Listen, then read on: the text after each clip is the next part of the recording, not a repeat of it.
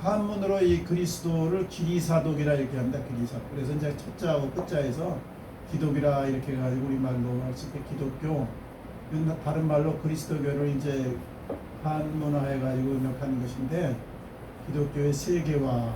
그러니까 2000여 년에 우리 예수 그리스도를 시작한 이 기독교가 지금은 이제 세계의 정신, 그리고 문화, 정치, 여러 경제, 모든 이 의식의 세계를 장악하고 있다, 이끌고 있다, 이렇게 해도 이제 과언이 아닌데, 세계 이제 기독교가 된 이런 역사를 한번 살펴보기로 합니다. 그래서 복음의 그 능력이고 하나님의 역사하심인데, 결국에는 이제 우리 기독교가 세계를 지금 이렇게 정신적으로, 영적으로 창하고 있다. 이것이 이제 세계 역사를 나눌 때 옛날에는 이제 각자 지역별로, 우리나라 같으면 이제 단군 기원, 단군이 시조 할아버지가 한흥에 어떻게 내려와가지고 어떻게 해서 이제 공부하고 결혼해가지고 그런 이제 설화가 있죠. 그래서 이제 그걸 기점으로 해가지고 단기 이제 이걸 썼는데, 이제 이것이 1950년부터는 이제 서기로 이렇게 바꿔서 같이 쓰다가 지금은 서기만 이제 거의 쓰는 편이죠. 근데 이제 그게 다 우리나라만 그런 것이 아니고 각국이 다 그렇습니다. 자기 나라 역사가 있고 자기 나라 이제 이 달력이 있다가 이것을 세계화되면서 통합하겠다 그래서 AD하고 이 BC로 나누잖아요, 지금은. 그래서 이제 이 기점이 바로 세계에서 가장 영향력을 많이 행사한 분은 예수 그리스도를 기점으로 하자 그래서 그분의 이제 탄생 기점을 해가지고 AD는 여기 나온 대로 에너 도미니 노스트리 예수 그리스도, 이게 라틴어거든요. 그러니까 보통 이제 에너 도미니만 합니다. 뒤에 거는 생략하고 그래서 AD는 이제 그 약자를 따가지고 이렇게 한 거고, 그 다음에 이제 BC는 이거 영어에서 기원돼 가지고요. 비워 크리스트 그래가지고 이제 이거 예수님 이후의 역사의 시작, 그래서 이제 쭉 내려온 거죠. 그래서 이 AD, BC 이런 역은 이제 그레고리력이라 합니다. 그레고리력. 그러니까 13세 그레고리 13세가 이제 로마 카톨릭의 이제 교황인데, 그때는 이제 정신적인 지주였잖아요. 그래서 이제 그분이 이제 이 발의에 의해서 명예에 의해서 갈릴레오 갈릴레이가 이제 이걸 만들어 가지고요. 그 다음에 이제 교황 칙령으로 이제 발표를 한 겁니다. 그래서 그것이 이제 1582년 2월 24일부터 이렇게 된 건데, 그때는 이제 동방정교나 다른 데는 이제 호응을 안 하다가 점차 이것이 보편화되다 보니까 우리도 따르자 그래가지고 지금 AD하고 이제 BC 이렇게 나눠서 기원을 사용하고 있다. 그러니까 예수 그리스도의 영향력이 이렇게 역사의 시점을 갖다가 역사의 흐름을 설명하고 있다. 이것이 세계 영향력이다. 두 번째는 이제 세계 인구가 이제 80억이 됐어요. 올해로 이제 80억이 됐는데, 대략적으로 36%인 25억 6천만 명이 그리스도 교인이다. 이제 그 다음에가 이제 이슬람, 그리고 이제 힌두교, 불교 이렇게 이제 4대 종교인데요. 가장 많은 숫자가 바로 그리스도교를 믿고 있다. 예수를 이제 주로 삼고 있다. 근데 실제는 지금 옛날에 유럽 지역, 영국 그리고 미국까지도 교회가 텅텅 비어갑니다. 그래서 지금 이제 이 복음의 역사가요, 한국으로 넘어갔다가요, 그 다음에 지금 아프리카로 또 가는 중이에요. 한국도 지금 청소년들 교회 없잖아요. 자꾸 비고 그러잖아요. 그래서 이제 이 성령의 역사를 따라서 복음 역사가 점점 바뀌는데, 어쨌든 유럽을 제패하고 아메리카, 호주, 뉴질랜드를 제패한 다음에 한국, 아시아로 건너왔다가 아프리카로 가는 중이다 이거죠. 근데 이제 어쨌든 현재까지 세계 인구의 대다수 많은 사람들이 최다 종교로 이제 기독교를 이렇게 따르고 있다. 그리고 이제 오늘날 세계의 그 법전이라든가 또 이 경제 구조, 이게 자본주의가 이제 이 켈빈에게서 나왔거든요.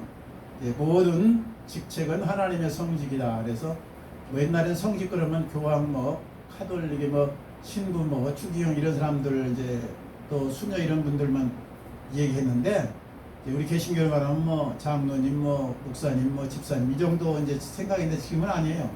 이제 켈빈이 모든 직책은 하나님이 준 소명이다. 그래서 이제 대통령이든 또 이렇게 휴지 줍는 분이든 아니면 경비원이든 뭐 운전사든 다 모든 것이 하나님이 준 사명이다. 자본주의의 기초를 놓은 것이 이제 이 켈빈입니다. 켈빈. 공산주의는 이제 마르크스 이제 그쪽에서 했는데 어떤 자본주의 기초를 이 켈빈이 놓아서 개신교와 이 세계 경제를 지금 이제 기초를 놓았다고 할 수 있는 거죠. 그리고 문화, 의식주, 정신 모든 이 가치관이 이제 이 선진국일수록 공의와 이제 사랑이 좀 펼쳐지잖아요. 그래서 이제 가진 자들이 더 수고하고 더 베풀고 살자. 그리고 없는 자들, 약자를 보호하자. 이런 그 공의 문화라든가 사랑의 문화가 기독교 나라를 중심으로 해서 이렇게 형성됐다 이거죠. 그래서 세계 지금 선진국들의 모든 문화가 기독교 문화가 기초로 놓여 있다. 그리고 이제 그래서 이 세계를 현재 정신적인 것이나 영적으로 지배하는 것이 기독교 정신이 지금 흐르고 있다 이 말이고요. 이제 이 기독교는 유대교에서 출발을 했다고 할 수 있죠. 우리가 이제 이거 뭐 노아 홍수 이후에 이제 아브라함을 또 불러가지고 이제 창세기 12장에서 갈대오로 하란을 떠나라 그러면서부터 이제 소명이 이제 아브라함에게 주어지면서 그 씨가 이제 복의 근원이 되고 이제 복의 아비가 됐다. 그래서 이제 시작한 건데 예수님이 이제 그 메시아로 약속의 이제 구원주로 오시는데 예수님 자신이 혈통적으로 유대인이고 또 유대 사회에서 이제 그렇게 어린 시절 또 그렇게 학습을 다 받았고 또 활동한 무대가 유대의 땅입니다. 이렇게 갈릴리 이제 저쪽으로 또 이방으로 잠깐 가셨는데 많지가 않고 거의 갈릴리라 예루살렘 근방으로 해가지고 활동을 하셨죠. 그래서 이 기독교의 발원지는 바로 지리적으로 보면 유대 땅이다 이렇게 할 수 있죠. 그 다음에 그 제자들이 이제 이 교회를 만든 거죠. 부처는 불교를 안 만들었어요. 제자들이 이제 불교를 만들고 공자는 유교를 안 만들었어요. 공자 이제 제자들이 논어를 중심으로 해가지고 이제 만들어낸 거거든요. 예수님의 12제자들이 이제 그 말씀을 기록하면서 전파하기 시작한 건데 12제자가 바로 이 유대 땅의 유대인들이었다 이 말이죠. 그래서 초기 기독교인들은 대부분 유대인이었습니다. 그리고 이방인들은 하나님의 자녀가 아니다. 뭐 이방인들은 이제 버리운 자식이다, 또 뭐 불쏘시개다, 뭐 그 정도로 생각했어요. 그래서 옛날에 유대인들은 뭐 이방을 막 싹쓸이할 때 완전히 진멸하고 그냥 없애고 그랬죠. 뭐. 서로 화해한다거나 통하거나 뭐 이렇게 서로 융합한다는 게 없었죠. 근데 이제 예수님이 오면서 이렇게 달라지기 시작했는데 12제자도 역시 유대에서 출발했다. 그리고 이제 이렇게 이방으로 뻗어가게 된 이 외적인 동기는 하나님의 역사지만은 이제 야고보가 예수님의 12제자 중에 수제자라고 하는 이제 요한 그리고 베드로 야고보가 있었는데 야고보가 일찌감치 이제 헤롯에 의해서 이제 죽임을 당합니다. 왜냐하면 유대인들 바리새인들 제사장들이 이제 그때 당시에 기득권인데 헤롯이 아무래도 이 기득권층들한테 인정을 받아야 이제 정책이 좋으니까 그 사람들이 뭐 좋아하나 하다가 이제 그때 마침 예수교가 퍼졌으니까 그 중에 한 명을 죽이자 해서 이제 야고보를 죽였어요. 그런데 야고보 죽이고 이제 베드로까지 이제 딱 잡았어요. 나중에 요한도 잡으려고 했는데 이제 다 그랬는데 이제 어떻든 야고보는 순교에 필려서 하나님이 개입을 안 하셔가지고 그냥 헤롯에게 목배임을 당하고 베드로는 감옥에 이제 갇혀가지고 다음날 이제 사형을 시키려고 했는데 천사가 이제 구출해주고 그러니까 이거는 베드로가 뭐 훌륭해서 그랬냐 야고보가 좀 미흡했냐 이런 건 차원 아니고요. 하나님의 역사에는 언제나 희생하는 그러니까 하늘의 씨앗이 떨어져서 썩어지는 미랄된 부분이 있고 나중에 거기서 움터가지고 그 미랄을 기로 걸음으로 삼아서 올라와서 우물 틔우고 줄기를 그리고 잎사귀를 나중에 열매를 맺고 꽃을 피우는 이런 그 사람이 있고 그래요. 그래서 누가 훌륭하냐 뭐 덜 훌륭하냐 이런 차원이 아니고 하나님이 어쨌든 야고보는 순교의 제물로 12제자에게 처음으로 받으시고 그 다음에 베드로는 이제 그 사역을 통해서 크게 예루살렘 교회를 부흥시키는 원동력으로 사용하셨다. 이제 또 성도 가운데는 스데반이 이제 첫 제물이 되잖아요. 그래서 뭐 스데반도 있고 여러 일곱 지사인데 그 중에 스데반이 빌립도 있고 많은 훌륭한 제자들이 많은데 스데반이 이제 순교를 당해요. 그리고 스데반은 죽을 때 하나님이 보호를 안 해주고 그냥 저 하늘나라에서 너 올라와라 그러면서 이제 영광을 받으신 걸로 끝나고 다른 제자들은 또 기적적으로 많이 살려줍니다. 사도 바울 같은 경우는 막 돌탕에 맞아가지고 그만 죽었는데 다시 또 삼천층 잠깐 보고 와서 살아나고 다시 또 활동하고 그래서 끝까지 이게 사형 마칠 때까지 막 몇십 년 동안 이렇게 일하잖아요. 그러니까 왜 그랬는지 잘 모르겠는데 스데반을 저기 평신도의 첫 제물로 야고보를 어쨌든 사도 중에 첫 제물로 받으셔가지고 그 이후에는 이제 예루살렘에서 이렇게 중심으로 해서 예루살렘 교회를 통해서 유대인 중심으로 기독교를 형성했었는데 이것이 이제 흩어집니다. 어떻든 이제 육신적으로 살고 봐야지 이제 일단. 네? 일단 이제 핍박이면 나 죽어라, 나 복달아 이런 경우가 있고 두 번째는 일단 그 자리를 피하자 이거 있는데 2명 죽었으니까 일단 우리가 복음을 전파하려면 피하겠다 해서 베드로도 이제 그때부터 예루살렘을 중심으로 활동하지 않고 이제 다닙니다. 그래서 나중에 이렇게 뭐 터키도 가고 뭐 딴 데 지역도 가고 이제 이방으로 흩어져요. 그래서 헤롯이 못 잡는 거죠. 그래가지고 살아남아가지고 나중에 결국 로마에 가서 이제 순교당했다 이렇게 나오는데요. 어쨌든 그렇게 됐어요. 그래가지고 그때부터 스데반과 야고보의 죽음 이후에 이방 세계로 기독교가 뻗어가는 계기가 되었다. 그렇지 않으면 유대교처럼 예루살렘 땅에 아마 머물러 있었고, 그러니까 환란을 통해서 오히려 기독교가 확장되는 계기가 되었다. 그래서 이제 유대인들만 예수를 믿는 것이 아니고 유대인들은 이제 모세의 할례라든가 이제 십계명, 율법 같은 뭐 하라는 계명 248가지, 하지 말라는 경우 뭐 365가지, 그래가지고 613가지 계명이 있다고 하는데 그걸 중심으로 해서 이제 유대교가 형성됐고 대부분 초기의 기독교인들은 유대교인들이었어요. 그래서 이제 문제가 없었는데 이제는 이방인들이 예수를 믿다 보니까 그러면 할례를 받아야 되는 것인가, 613가지 계명을 다 준수해야 되는가, 여러 가지 이제 그 갈등이 있기 시작했어요. 이걸 이제 종교가 들어가면 문화 충돌이다 그러는데 기존 그 삶과 새로 믿게 된 이 신앙과의 그 갭의 차이를 어떻게 해야 되는가, 이게 문제가 이제 대두됐을 때 사도행전 15장에 나오는데 이제 예루살렘 회의에서 야고보가 그때 당회장이었다고 그러는데 정확한 기록은 성경에는 없지만 이제 대략 교회에서 그렇게 봐요. 근데 거기서 이제 베드로를 중심으로 또 야고보 여러 성도들이 모여가지고 장로들이 모여가지고 회의를 한 결과 이방인으로서 그리스도인이 된 사람에게는 유대인처럼 할례를 행하거나 여러 가지 율법을 적용해가지고 피곤하게 만들지 말고 4가지만 시행하고 나머지는 자유케 하자. 그래서 이제 우리도 이방이잖아요. 유대인 입장에서 보면, 그러니까 이방인으로서 예수를 믿었으니까 성경적인 흐름으로 보면 구약에 적용되는 것이 요 예루살렘 공회라고 그러는데 첫 번째 이 공회에서 실시한 4가지 외에는 완전 자유다 이렇게 받아들여야 되는데 우리가 그렇지 못하죠. 그래서 이제 이것 때문에 신약과 구약 사이에 갈등이 나는데 우리가 아는 4가지가 뭐예요? 피를 이제 피채 먹지 말아라, 우상의 제물 금해라, 음행을 하지 말아라, 그리고 동매인 짐승 먹지 말아라. 그리고 나머지는 자유하라 이랬어요. 자유하라.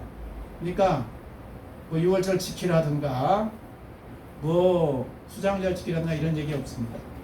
근데 모든 계명에서 자유하라. 그래서 사도 바울이 선교하면서 이방인에 가서 선포했어요. 4가지만 너희들이 좀 주의하고 나머지는 자유하라. 그러니까 엄밀하게 말하면 우리에게도 이렇다. 그런데 우리가 조금 이제 나중에 이렇게 70인경이 있으면서 구약이 형성되고 나중에 신약이 또 한참 주 100년경에 이제 형성이 되면서 구약과 신약을 다 경전으로 받아들이다 보니까 다시 구약을 회개해가지고 구약의 여러 가지 계명들을 절기라든가 그런 걸 이제 지키는데 이제 엄밀하게 말하면 이제 신약에 와서는 그걸 잘 언급을 안 합니다. 그러니까 딱 신약과 구약에서 그 언급하는 내용이 그 딱 15장, 사도행전 15장에서 이제 언급하니 최소한의 범위. 그러니까 혹시 그 위에 거를 안 지켰다고 그래가지고 이단이다 그러면 안 되고요. 또 절기 같은 것도 요즘에 이제 안식교 같은 경우도 있고 유광수의 다락방 같은 경우도 있는데 이게 사람이 이제 이단으로 지정을 해놓은 건데 안식교 같은 거는 세계사에서는 이제 이단으로 안 치고 그냥 미국 같은 데는 그냥 똑같이 칩니다. 근데 이제 거기서는 뭐냐면 구약을 중시해가지고 음식 같은 거 주의하라고 구약 그대로 지키고 그 다음에 토요일 날 예배를 드려야 된다 이걸 특별히 강조해요. 그리고 이제 말세론이 약간 틀려요. 근데 말세론은 계시록의 해석과 적용에 의해서 다 틀리거든요. 교포마다. 그러니까 이제 토요일날 안식일 지켰냐 주일날 예배 지켰냐 이것 때문에 구원하고는 아무 상관없어요. 그래서 우리도 이제 믿다가 조금 교리적으로 미숙하거나 모르면 목사지만 헛소리도 가끔 하거든요. 유명한 분들 헛소리 하시는 분들 있고 실제서도 지나고 보니까 그때는 깨달지 못해서 그랬는데 그것 때문에 구원과는 관계없고요. 예수 믿었냐 안 믿었냐 이거 이제 구원과 직결돼 있습니다. 그래서 안식교도 예수 믿는 거니까 구원이 없다 이렇게 말하면 안 되고 그거 뭐 이단이라고 해서 인간적인 잣대로 이렇게 판별을 했는데 그것이 꼭 나쁘다 이렇게 할 수는 없어요. 이제 그건 하나님께서 하시는 거고 천국에 입성할 때는 너 안식교회냐 뭐 장로교회냐 순복음냐 그거 아무것도 안 돼. 그러니까 예수 잘 믿었느냐 안 믿었느냐 아버지의 뜻대로 살았느냐 안 살았느냐 그 두 가지만 보신다는 사실이죠 이게. 그래서 이제 이 복음이 예루살렘을 중심으로 해서 이방 세계로 넘어가면서 세계적인 이 기독교가 세계적인 이제 이 신앙으로 자리를 찾게 되는데 이 로마 제국에서 박해가 심했습니다. 초창기에는. 그래서 카타콤 생활도 하고 한 300여 년 동안 핍박을 많이 받고 로마의 10대 기독교 박해 이제 황제들도 있고 시대도 있었죠. 근데 그때 이제 피난을 다니면서 이게 땅속에서 생활하면서 어렵게라도 그 복음을 지켰어요. 그래가지고 이제 313년에 와가지고 드디어 콘스탄티노플이 이제 기독교를 봉인하는데 콘스탄티노플이 기독교인인지 아닌지 천당 갔는지 안 갔는지는 아무도 모릅니다. 이건 하나님만 아시는 거고 그 당시 콘스탄티노플이라는 거는 종교 통합 정책이었습니다. 그래서 로마의 모든 종교를 인정하되 그 중에 하나로 기독교도 인정해 주겠다. 그래서 그동안은 기독교인을 처벌했는데 이제는 처벌하지 않겠다. 이 정도고 이 콘스탄티노플은 이교도 그러니까 로마 교회는 모든 종교의 수장이면서 동시에 기독교의 수장으로 그렇게 돼 있어요. 그러니까 다른 우상들을 제거시키지는 않고 그냥 기독교도 믿어도 좋다. 단지 이 콘스탄티노플은 이제 로마 역사에서 아주 훌륭한 황제로 우리나라로 말하면 황제 초대왕이라든가 뭐 좌우지간 굉장히 유명한 세종대왕 정도 되는 그런 위치에 있는 사람이에요. 로마가 이제 여러 갈래를 있을 때 이걸 하나로 딱 통합시킨 사람이고 체계적인 이 법령과 정치와 모든 기반을 잡은 사람이거든요. 그런데 개인적으로는 아주 포악해가지고 자기 아들도 그냥 죽이고 자기 아내도 죽이고 자기 자민도 좀 싹쓸이하고 그냥 처가 뭐 옛날 우리 삼종묘라듯이 다 죽이고 막 그래서 자기한테 반기 들었다고 그래가지고 근데 그거 사실도 밝혀지지도 않았는데 이제 기강 잡기 해서 그랬다 이런 역사가들의 평론도 있고 그러니까 모르겠어요. 하여튼 마지막 죽기 전에 기독교식으로 세례는 받고 죽었다. 그래서 콘스탄티노플이 정치사에는 아주 훌륭한 왕인데 기독교 계통에서 이제 큰 영향을 미치면 기독교를 봉인해 줬다. 종교의 하나로 인정해 줬다. 그거고 실제로 하나님 앞에 훌륭한 사람이었는지 아닌가 이건 잘 모르겠어요. 어쨌든 마지막에 죽기 직전에 세례는 받았다고 나왔습니다. 그 다음에 이제 데오도스 황제가 있는데 이분이 이제 380년에 몸이 아팠어. 그래가지고 이제 시름시름 앓았는데 이제 그 주의 종이라고 옛날에 이제 신부나 이제 추기경 이제 그런 사람이 교부라고 그랬지 옛날에 교부라고. 교황이란 말도 없어. 근데 교부가 와서 이제 안수기도를 해주고 나서 이제 치료를 받았어. 그래서 이제 낫고 나서 너무나 감사해가지고 신하들과 의논도 안 하고 380년에 기독교를 로마 국교를 내가 삼켰다. 다시 살아난 기념이다. 이렇게 선포했어. 근데 이제 사람들이 갑자기 의아하는 거지 이제 다른 종교 믿던 사람들이. 그래서 강제로 다른 종교 믿는다고 잡아들이진 않고 그렇게만 선포했다가 391년 와가지고 한 10여 년 지난 다음에 이제는 이교도인들은 처벌을 받는다. 이제 세금을 많이 내거나 여러 가지 이제 불이익이 많고 이제 정말 안 들으면 깜빵에도 보내겠다 이런 것을 391년에 했어요. 그래서 어떤 사람은 기독교가 이제 국교화된 것이 380년이다 이렇게 기록해놓은 책도 있고 391년이다. 실제적인 건 391년이 됐지만 그 말로 선포한 건 380년에 한 겁니다. 그래서 기독교가 이제 퍼져간 거죠. 황제가 예수를 믿으니까 어떻게 해요? 아무래도 점수 달라면 이제 거의 다인척이라도 하고 세례받은 증서라도 맡아줘야 되니까 그때부터 이 교회가 세속적인 힘을 얻기 시작한 겁니다. 그래가지고 이제 세상 권력과 경제력과 그리고 여러 가지 임명권에 대한 것을 공무원 임명권에 대해서 간섭하기 시작하고 나중에는 이 교황에 의해서 황제가 이제 기름 부음을 받는 그런 이제 일들이 있다 보니까 아무래도 민심은 이제 교황이 주고 있으니 교황이 이제 모든 권한을 잡아서 이제 한때는 황제보다 이제 권력이 더 셌던 경우도 있습니다. 그래서 뭐 카노사의 굴욕 같은 게 이제 나오죠. 어쨌든 그래서 391년 이후에는 급격하게 기독교가 아주 유럽을 이제 점령하기 시작하는데요. 기독교가 팽창하면서부터 부정부패가 싹 되기 시작하는 거예요. 그러니까 분환이라는 것은 우리를 순결하게 하고 깨끗하게 하는 데 영적으로 보면 참 좋은 건데, 고난의 시대가 끝나고 풍성한 시대가 오고 자유의 시대가 오면 인간은 죄성이 있어갖고 마귀가 먼저 충동질하는 거거든요. 보면 그래가지고 이제 돈과 권력과 세상 여러 가지 좋은 것에 탐닉하다가 부패하기 시작합니다. 그래서 이제 추기경 임명권, 신부 임명권은 교황이 갖고 있으니까 뒷돈을 받는 거예요. 이제 신부도 이제. 그리고 이제 원래는 신부가 추기경이고 이제 결혼했었어요, 옛날에는. 근데 이제 교황이 한 분이 조금 훌륭하시니 나는 주의 일에 전념하겠다 그래서 안 하다 보니까 교황이 결혼하는데 우리가 어떻게 결혼하냐 그래갖고 이제 이게 그냥 법으로 되어 있는 건 아니고 자동으로 그냥 신부들은 결혼 안 한 걸로 되어 있습니다. 대신 이제 정교회나 딴 이제 교회는 이제 신부들이 성공해 왔다는데 결혼하죠. 그러니까 이거는 법적인 것은 아닌데 그냥 전통으로 굳어졌다. 그래서 이제 기독교가 그때부터 391년 이후에 흥왕하면서 내적으로는 부패하기 시작해요. 그래서 교황이 이제 최고 부패했을 때가 종교전쟁, 십자군 전쟁, 그리고 프로테스탄트 1517년 노가 여기 한거해가지고 일어난 이제 루터라든가 칼빈, 시빙글레든 박해, 그러면서 이교도들도 많이 살상을 합니다. 그래서 이제 그게 이제 아주 극심한 부패 이제 전형이라 할 수 있죠. 그래서 면죄부 판매하고 헌금 걷어들이고 이제 몰래 이제 축적도 두고 이제 자기 자식 이제 여러 가지 이제 당리당인 거기 이익된 자리에 이제 앉히고 그랬죠. 그래서 1391년 후에 기독교가 타락하기 시작했다. 외적으로 팽창하면서 타락했어요. 그래서 이제 많은 십자군 전쟁, 프로테스탄트 이교도 그래서 한 5, 6천만 명을 역사에 정확한 근거는 없지만 하도 오래된 거라 한 5천여만 명을 교황의 이름으로 죽였을 것이다 이렇게 추정을 합니다. 어쨌든 이제 로마 제국의 이제 쇠락과 함께 로마에 국교했으니까 기독교도 쇠락할 수밖에 없는데 이제 이 동로마하고 서로마가 있어요. 콘스탄티노플이 이제 저 이스탄불 지금의 이스탄불인데 그때는 이제 콘스탄티노플이라고 새로운 도시를 이제 건설해가지고 그걸 옮기는 거죠. 그래가지고 거기가 동로마 옛날에 있던 이탈리아의 그 바티칸이 있는 거기는 서로마 이렇게 되는 거죠. 그래서 서로마는 여기 476년에 게르만족에 의해서는 게르만을 옛날에는 유럽에서는 오랑캐라고 했어요. 이게 민족이다 했는데 세력을 잡으니까 게르만은 위대하다 그래갖고 독일이 이제 나도 히팅을 나가 이제 게르만족의 우월성을 강조하고 있는데요.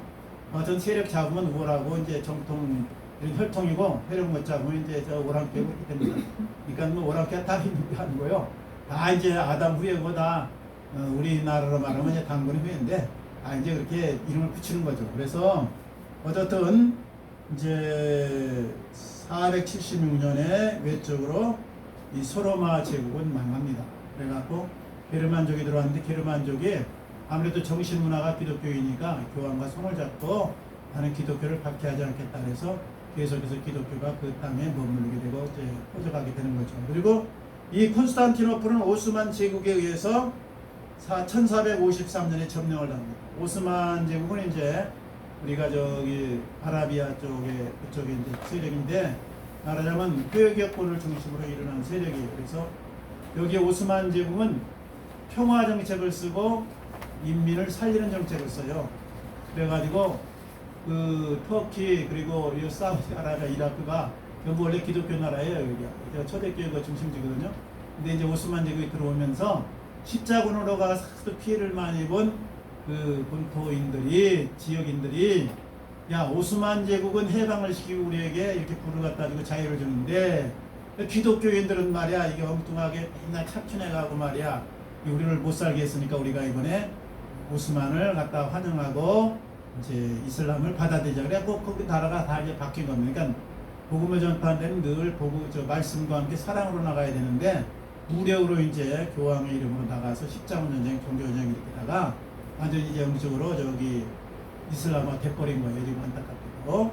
그래서 지금 이제 유럽 쪽에만 저 우리 기독교고 저 사우디아라비아는 이제 아랍권과 저쪽에 아프리카 쪽 그리고 그 터키 쪽은 이제 이슬람화 거의 됐습니다. 다는 아니지만 기독교가 남아있긴 하지만 어떤 그쪽이 이제 대부분 그 지역이 됐어요. 그래서 이제 기독교가 쇠락하는 것 같았지만은 그러나 서로마와 그리고 또 이렇게 그 이스탄불은 내줬지만은 그 위에 이렇게 정교로 이제 바뀌면서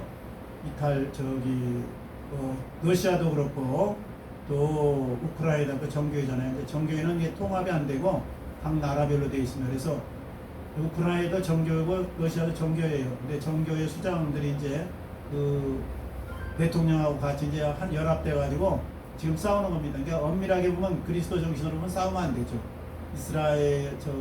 우크라이나하고 러시아하고 싸우면 안 돼요. 근데 러시아 정교회 수장은 푸틴과 붙어 있고 뒤쪽은 또 우크라이나는 또 거기 수상하고 붙어가지고 둘이 이제 같이 그리스도인이라고 하는데 싸우는 거예요. 그래서 이제 대다수 국민은 다 정교회입니다. 둘 다가.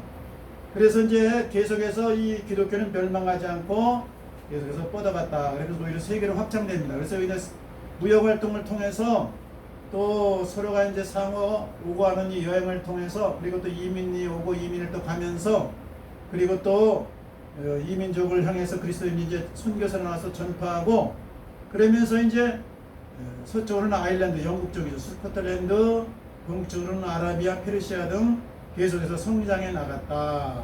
예? 그래서 기독교가 세계화 이제 종교가 오히려 된 겁니다. 근데 세계사를 이끌어가는 기독교는 복음뿐 아니라 계속해서 이제 아시아, 아프리카, 아메리카, 호주, 뉴질랜드 세계 곳으로 뻗어나가는데 이 과정에서요 안타깝게도 기독교 국가들이죠 다 기독교 이제 흥망성쇠가 이제 대부분 보면 이제 처음에 독일 그리고 저기 스위스 이제 찌빙길레또 헬빙 중심으로 이제 개혁이 일어났죠. 그런데 이제 스페인이 이제 기독교화가 되고 그 다음에 포르투갈 되고 그 다음에 독일 그 다음에 프랑스 그 다음에 영국 그 다음에 아메리카 이렇게 다 기독교화 되잖아요.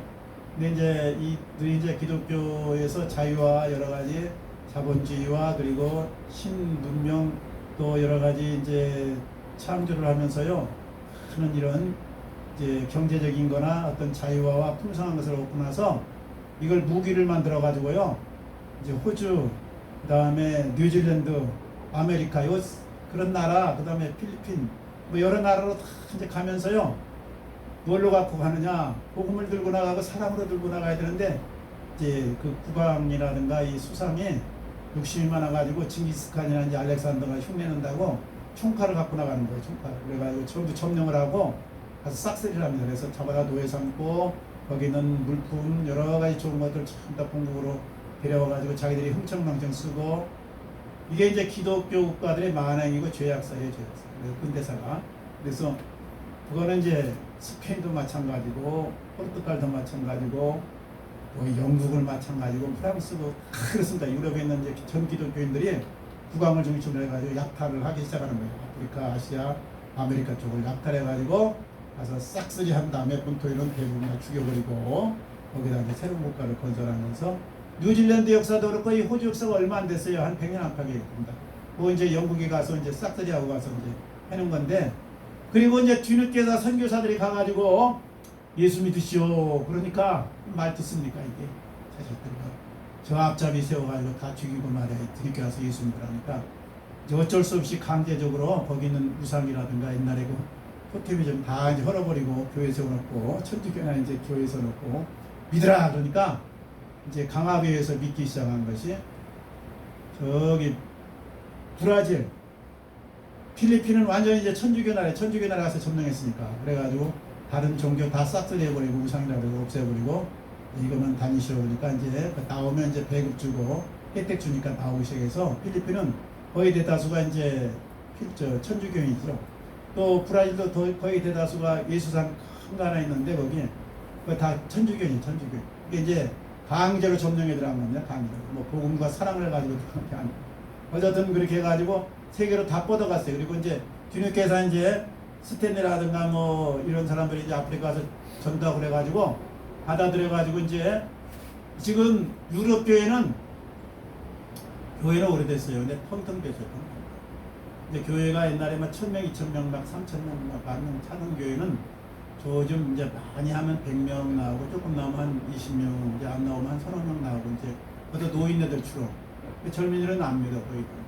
그래서 이제 유럽은 기독교 시대가 끝났다 그렇게 할 수 있고 미국도 마찬가지. 미국도 점점점 줄어가지고 지금 점점점 원래 청교도 나라 정신으로 세운 건 맞는데 이제 완전히 끝나가지고 거의 지금 그러고 그게 이제 한국으로 넘어와서 한국에서 이제 한참 꼽혔는데 한국도 좀 시들시들해지죠. 코로나 기점으로 해가지고 많이 교인이 감소하고 청소년들이 잘 안 나오래 가지고 이제 아프리카 쪽으로 좀 넘어가고 있는데 어쨌든 말이죠.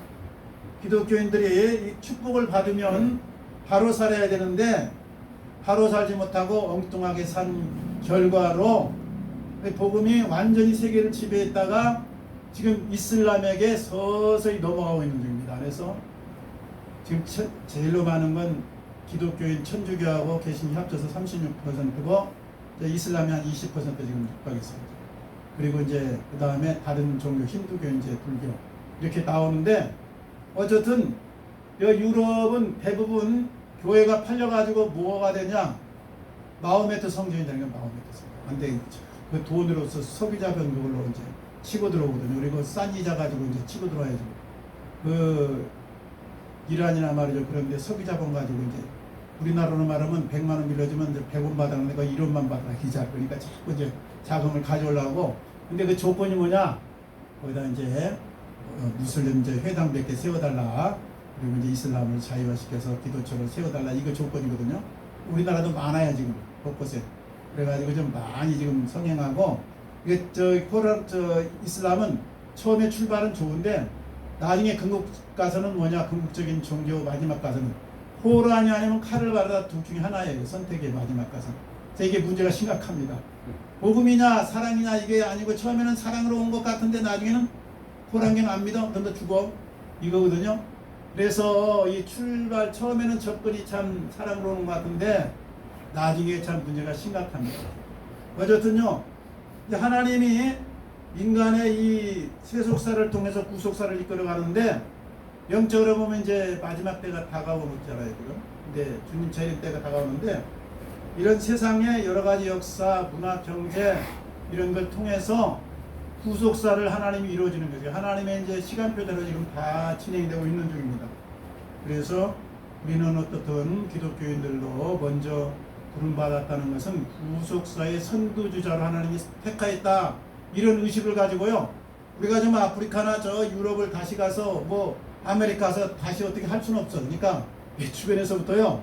때를 얻든지 못 얻든지 어떻든 말씀과 사랑으로 본을 보이고 예?